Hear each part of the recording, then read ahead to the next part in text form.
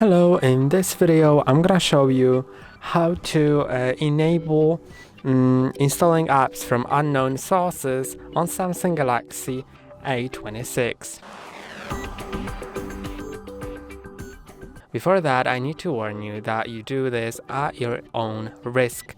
If you download an app that contains a virus from an unknown source, this is gonna be mainly because you just didn't pay attention to the source you downloaded from. So if you agree to that risk, you can just go to the settings, then go to apps. So the apps should be down there. And now we can go to I'm gonna click on three dots, permission manager. Let's see if we can see this here. In additional permissions, no. Okay, so instead I'm gonna go to an app that supports downloading from unknown sources. For example, the Chrome. You can download unknown sources from the browser, of course.